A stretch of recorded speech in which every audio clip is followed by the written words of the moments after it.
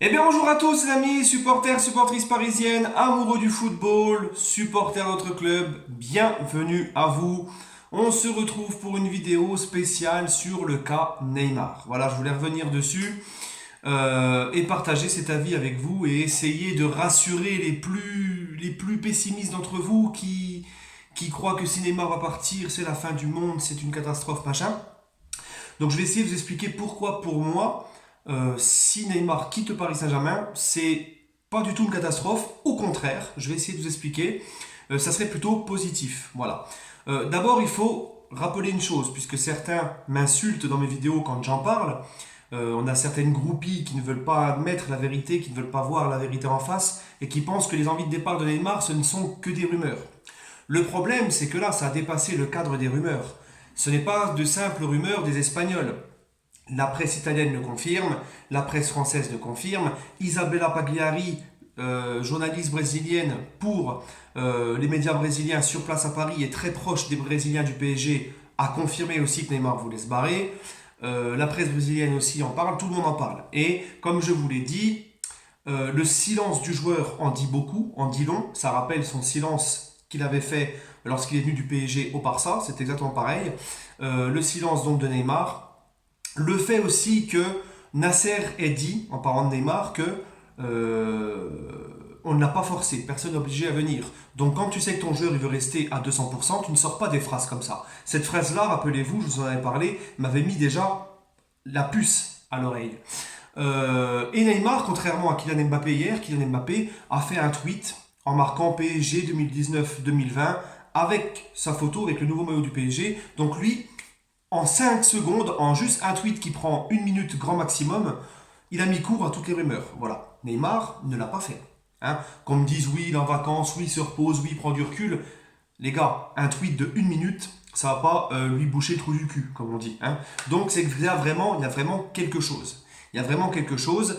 Et en plus de ça, quand tu sais que c'est ta tête d'affiche, c'est la grosse star de ton projet, c'est ce mec-là qui t'a fait ramener beaucoup de nouveaux sponsors, etc. Donc le PSG qui reste silencieux face à ça, qui laisse les rumeurs venir chaque jour, chaque jour, chaque jour, qui, comme le joueur, reste silencieux et qui n'oblige pas Neymar à couper court aux rumeurs, normalement, Neymar, s'il aurait vraiment envie de rester au Paris Saint-Germain, le PSG lui aurait déjà dit, écoute, tu fais quelque chose pour montrer que tu veux rester au club. Parce que là, les rumeurs, elles enflent chaque jour, elles prennent de l'ampleur chaque jour.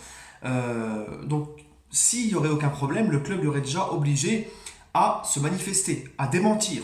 Chose que le club ne fait pas non plus. Donc c'est qu'il y a vraiment une envie de départ de Neymar. Il faut arrêter absolument, les amis, d'être aveugle. Parce que, comme on dit l'expression, l'amour rend aveugle. Il y a des gens qui sont tellement amoureux de Neymar qui refusent d'entendre cette vérité-là. Les amis, Neymar s'est barré de Santos, son club formateur, comme une catin. Il s'est barré du Barça comme une catin. Il n'hésitera pas à se barrer du PSG comme une catin. Je l'ai toujours dit. Il est arrivé, c'est très bien. Mais quand il voudra partir, il ne fera aucun cadeau. Alors on va me dire, oui, mais le père Neymar a démenti. Le père Neymar n'a pas démenti. Il a juste démenti un rendez-vous à Barcelone. Et il sait très bien gérer sa communication.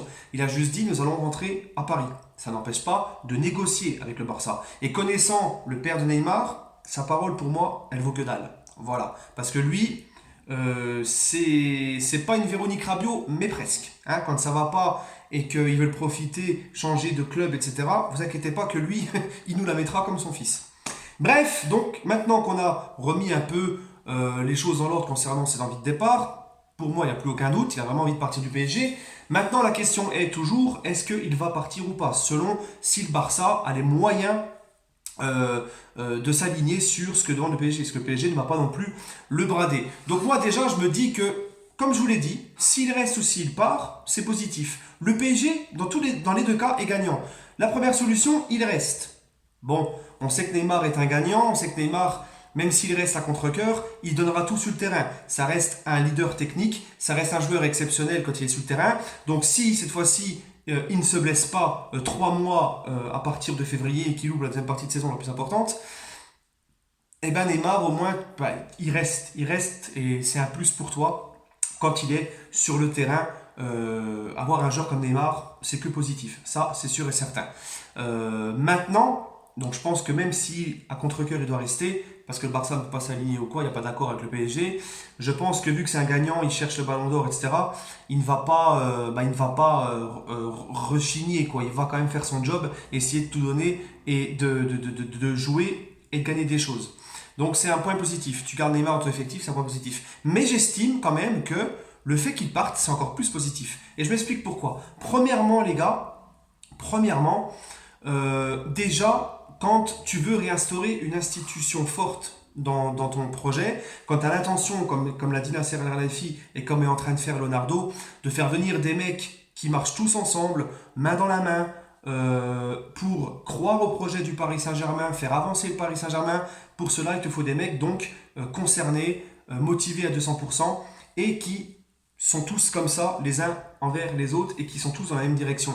Donc déjà, le fait que tu n'aies plus Neymar, ça t'enlève le poids d'un mec qui a les passes droits, qui a tous les passes droits, pendant que les autres n'ont pas les mêmes passes droits. Donc déjà, ça t'enlève une certaine tension dans le vestiaire. On sait que Neymar, Daniel Alves et Neymar ont été à l'origine de pas mal de tensions dans le vestiaire, de ras-le-bol de certains joueurs, hein, on le sait, une certaine jalousie, une certaine voilà, moi j'ai pas le droit de... Lui il a le droit de partir au Brésil quand il veut, tandis que nous on va rester un jour de plus en Amérique du Sud lors de la trêve pour profiter un peu de la famille pour les fêtes de fin d'année, etc. On va se faire tirer les oreilles, mais lui il peut se barrer quand il va au Brésil. Donc ça déjà ça passe pas. Hein. Donc déjà, t'enlèves ce poids dans le vestiaire, t'enlèves le mec qui a tous les passes droits et qui peut te faire craquer, péter un vestiaire. Ensuite, eh ben, tu économises un gros salaire, 50 millions d'euros par an, pour un mec qui pour le moment a un métatarse fragile, qui est blessé depuis 2 ans. Donc ça aussi, c'est positif. Le troisième point positif de la vente de Neymar, et c'est le point le plus, un des points les plus importants, c'est au niveau d'Mbappé qui lui va rester. Et Mbappé, les gars, j'ai le sentiment, quand tu vois ces matchs, quand Neymar n'est pas là, et quand il est là, ben j'ai l'impression qu'Mbappé, il perd un peu son football quand Neymar est avec lui.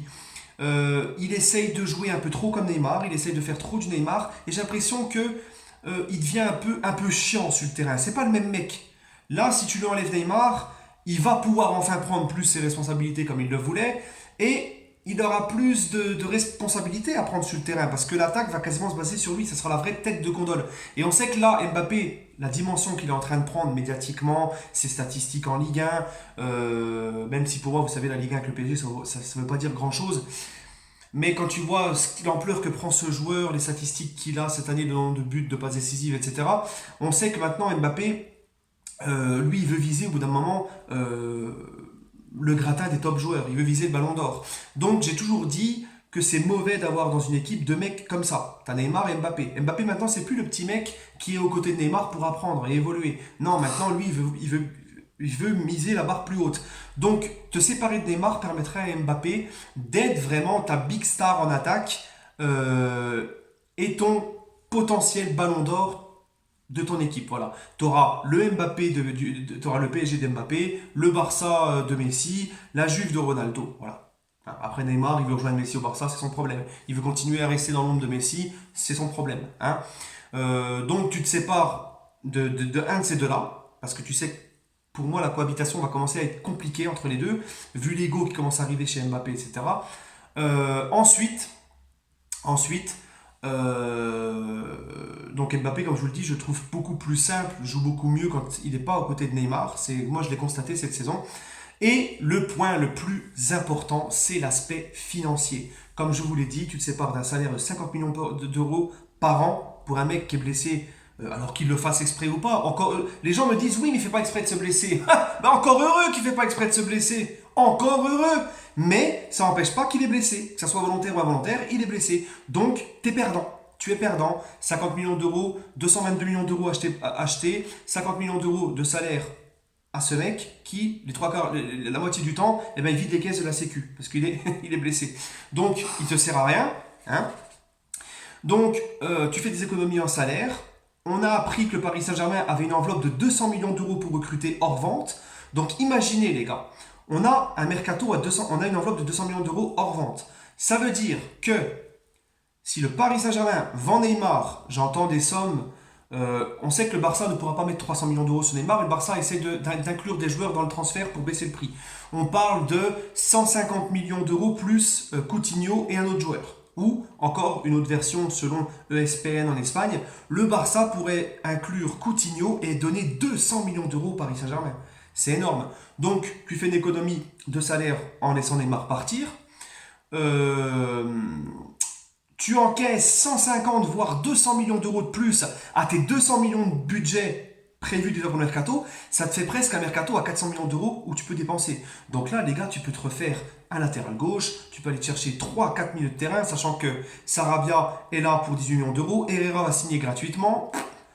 Tu peux vraiment te refaire une très bonne équipe et un banc de touche avec tout cet argent-là, plus encore certains autres départs qui vont certainement arriver, parce que c'est pas le dernier départ, le Paris Saint-Germain va encore faire des départs. Donc tu peux vraiment faire un mercato très intéressant avec un pouvoir financier magnifique. Et là, tu seras plus emmerdé par le fair play financier, hein, la grosse masse salariale de Neymar, la grosse masse salariale de Alves qui s'est barré aussi. Donc pour moi, financièrement, le départ de Neymar, ça serait également très intéressant. C'est pour ça, les amis, que je vous dis que dans tous les cas, on est gagnant. Là, les gars, la balle est dans notre camp. On demande ce qu'on veut au Barça. Vous voulez Neymar, il n'y a pas de problème. 200 millions plus Coutinho ou 130, 140 millions plus Coutinho et un autre joueur. Voilà les gars. Donc en fait, je sais même pas en fait pourquoi les gens paniquent. Bon, les gars, dans tous les cas, je vous les donne les gagnants. Il reste, bon, bah, on le garde, c'est quand même Neymar, sur le terrain il va nous faire du bien. Et puis si on le vend, bah, tu as tous les avantages que je t'ai cités. Voilà. Et c'est pour ça que moi je penche plus vers une vente. Voilà. Pour moi, ça serait plus bénéfique. Mais bon, s'il reste, je ne vais pas pleurer. Hein. De toute façon, le PSG avant tout, les amis. Sur ce, prenez soin de vous. Donnez-moi votre sentiment en commentaire. Le football club Neymar, là, qui insulte, machin, parce qu'ils n'aiment pas qu'on critique Neymar ou qui n'aiment pas qu'on dise qu'il faut le vendre, abstenez-vous. Je vous bloque direct, j'ai pas le temps. Voilà, les amis. Moi, j'ai plus 15 ans, j'ai 31 ans. J'ai plus que ça à faire. Bien, les amis, prenez soin de vous et allez Paris.